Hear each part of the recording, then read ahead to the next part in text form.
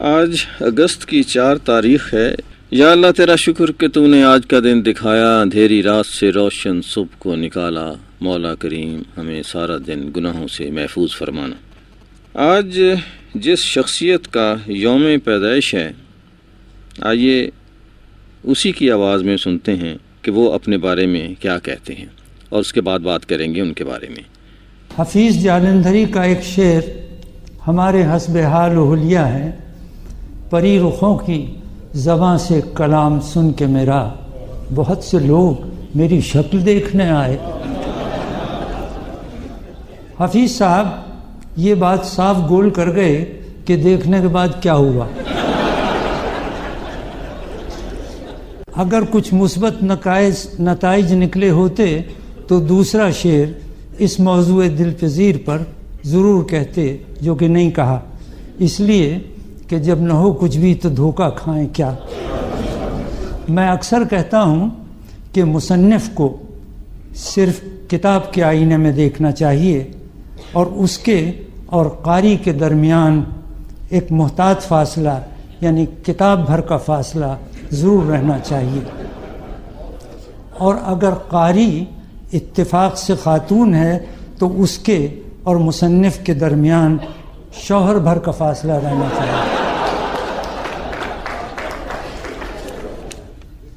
آج شام کے انویٹیشن کارڈ کا ذکر آیا ہے تو یہ بتائے بغیر نہیں رہ سکتا کہ اس کی کتابت کسی کامل فن جادو رقم کاتب نے کی ہے۔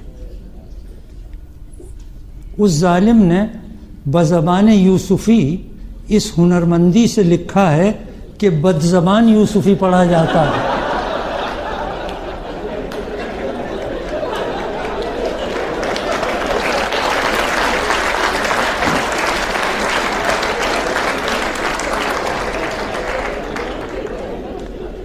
وہ یقیناً صاحب کشف و کرامات ہے، اس کا قلم چومنے کو دل چاہتا ہے۔ مجھ سے ملے بغیر اسے میری زبان کجمج بیان کے کرتوتوں کا القاء کیسے ہو گیا؟ میری بد زبانی کا علم صرف میری بیگم کو تھا، وہ رخصت ہو گئیں، اب اس کی جگہ اس ظالم نے لے لی۔ خیر، یہ تو سب ازراہ تفنن ہے۔ کارڈ واقعی خوبصورت ہے۔ اس کا اعلانیہ اعتراف اس لیے بھی ظالم ہے کہ میری شادی کے کارڈ کی جس کاتب نے کتابت کی تھی، اس سے لگتا تھا کہ اس نے انتہائی طیش کے عالم میں ایک ایک لفظ، خصوصاً میرا نام، بگاڑ کے لکھا ہے، اور وہ اس رشتے کے سخت خلاف ہے۔ میرے لیے یہ بڑی حیرت، مسرت اور افتخار کا باعث ہے کہ اتنے مختصر نوٹس پر ایسی گرمی اور حبس میں، جب بقول جوش ملی آبادی وہ حبس ہے کہ لو کی دعا مانگتے ہیں لوگ۔ ادب سے دلچسپی اور شغف رکھنے والے شائقین اس سماعت گاہ میں اتنی کثیر تعداد میں مجتمع اور متمکن ہیں۔ ادب سے دلچسپی روز بروز بڑی تیزی سے کم ہو رہی ہے۔ لکھنے والے ہی نہیں، پڑھنے والے بھی نایاب نہ سہی کامیاب ضرور ہوتے جا رہے ہیں۔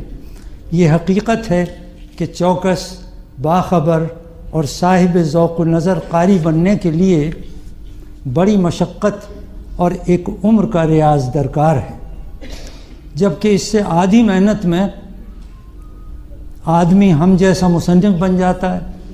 سوال یہ پیدا ہوتا ہے کہ جب دونوں میں ہی کھکیڑ اٹھانی پڑتی ہے تو پھر ہمیں سمجھداری سے کام لینا چاہیے، جیسا کہ اس شخص نے کیا جو ایک پہنچے ہوئے گرو جی کے پاس ناریل، لڈو اور گرو دکشنا یعنی نذر لے کر گیا اور ہاتھ جوڑ کر درخواست کی کہ مجھے اپنا چیلا بنا لیجئے۔ گرو جی نے کہا کہ بچہ، چیلا بننا تو بڑا کٹھن کام ہے۔ اس پر اس نے کہا تو پھر مجھے گرو ہی بنا لیجئے۔ عاجز نے اسی بنا پر مصنف بننے کو ترجیح دی۔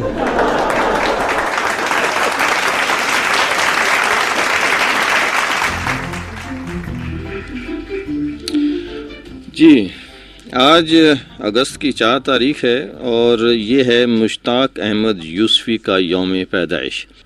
مشتاق احمد یوسفی 4 اگست 1923 کو پیدا ہوئے۔ ان کے والد عبد الکریم خان یوسفی جے پور میونسپلٹی کے چیئرمین تھے، بعد ازاں جے پور کی اسمبلی کے اسپیکر بھی رہے۔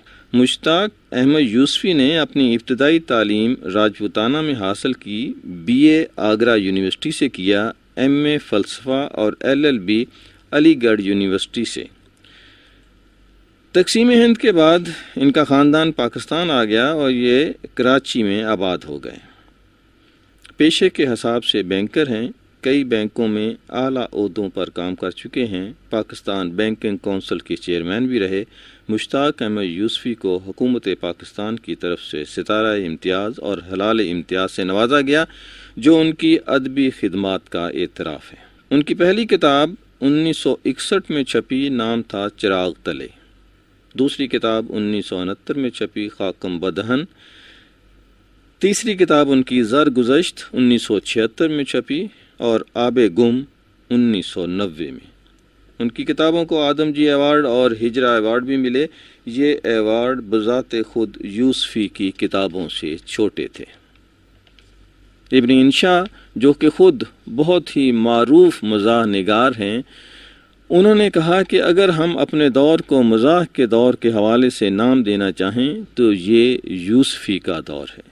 بزم یوسفی کے نام سے آج کل ایک پروگرام جیو ٹی وی پر بھی نشر ہوتا ہے، جس کی پہلی قسط کے اقتباسات آپ نے ابھی سنے۔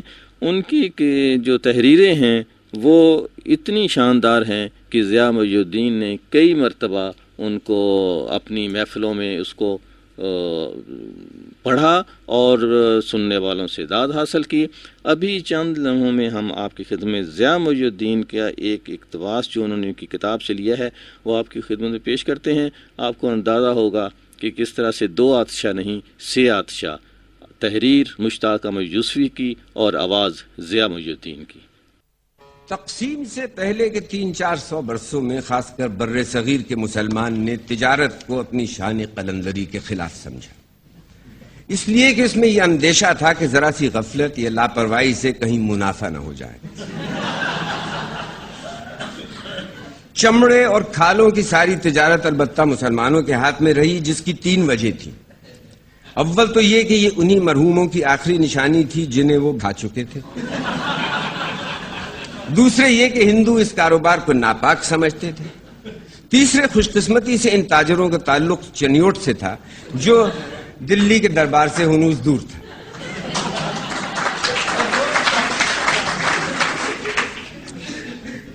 ان کی سوجھ بوجھ کے سامنے مارواڑی بھی کان پکڑتے ہیں۔ مشہور ہے کہ چنیوٹی یا میمن پاگل ہو جائے تب بھی دوسرے کی پگڑی اتار کر اپنے ہی گھر میں پھینکتا ہے۔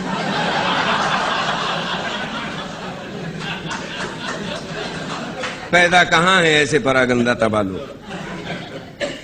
تعجب کی بات ہے کہ اردو کی داستانوں میں سوداگروں کا ذکر کہیں آتا ہے تو محض قزاقوں سے لٹنے کے لیے،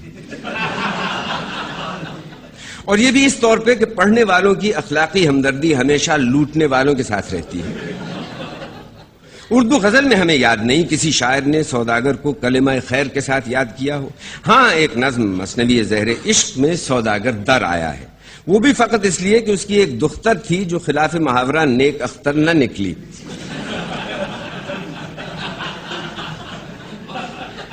مگر جس سے آگے چل کر شاعر کو ردیف اور قافیہ کی چول بٹھانے کے علاوہ اور بھی بہت سے کام لینے تھے، جن میں خلوت کی ملاقاتیں، ان کے لازمی نتیجے میں خودکشی اور پان کل کے لیے لگاتے جائیں کا فریضہ شامل تھا۔ جس محلے میں تھا ہمارا گھر وہیں رہتا تھا ایک سوداگر، ایک دختر تھی اس کی ماہ جبیں، شادی اس کی ہوئی نہیں تھی کہیں۔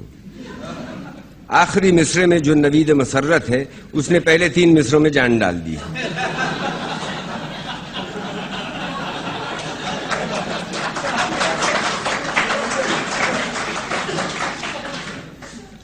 بچپن کی بات ہے، شاید اسی لیے اچھی طرح یاد ہے کہ پورا قصبہ چاکسو خرد میں تجارت تو بڑی بات ہے، کسی مسلمان کی پنساری تک کی دکان نہ تھی۔ सन 33 में मुसलमानों ने चंदा जमा करके सरमाया फराहम किया और सौलत यार खां रिटायर्ड सब इंस्पेक्टर पुलिस को मुसलमानों के मोहल्ले में परचून की दुकान खुलवा दी। सौलत यार खां को मुनाफे से तो दिलचस्पी थी, लेकिन हिसाब किताब को मकरूह गर्दानते थे। दुकान में उनकी मसनद तकिए, हुक्के और तराजू के सामने आटा, शक्कर, बेसन, नमक, मिर्च, दालें और मसाले उल्टी हुई आस्तीन की तरह अधखुली बोरियों में भरे रहते थे। जो चीज जितनी बिकती उसकी कीमत उसी बोरी या कनस्तर पर सारे दिन पड़ी रहती थी ताकि हिसाब में आसानी हो। शाम को हर जिन्स की बिक्री को अलहदा अलहदा गिनते, मीजान ठीक नहीं बैठती तो अपना दिल नहीं जलाते थे। बही खातों में एक नई मद खोल रखी थी जिस पे लिखा था भूल चूक की लेनी देनी।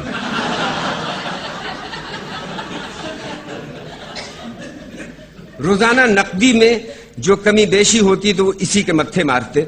होते होते इस मद में काफी रकम चढ़ गई जो तकरीबन असली सरमाए के बराबर थी। शब बारात की सुबह मिर्जा अब्दुल वदूद बेग, जिनकी उम्र उस वक्त 7 साल होगी, 6 पैसे की जाफरान लेने गए। इत्तफाक से जाफरान की अभी बोहनी नहीं हुई थी और उसके डिब्बे पर कोई रेजगारी नहीं थी। सौलत यार खां ने बंदी बंधाई पुड़िया मिर्जा के हाथ से छीन कर कहा, गोबिंदा बनिए की दुकान से खरीद ले। मिर्जा ने उंगली से रेजगारी की उन ढेरियों की तरफ इशारा किया जो तकरीबन हर बोरी और कनस्तर पर पड़ी थी। साहब वो तो आपे से बाहर हो गए। धमकी आमेज अंदाज से दुसेरी उठाते हुए बोले, मुर्गी के दूसरी ढेरी से रेजगारी निकाल के तुझे दे दूं तो शाम को हिसाब कौन करेगा, तेरा बाप?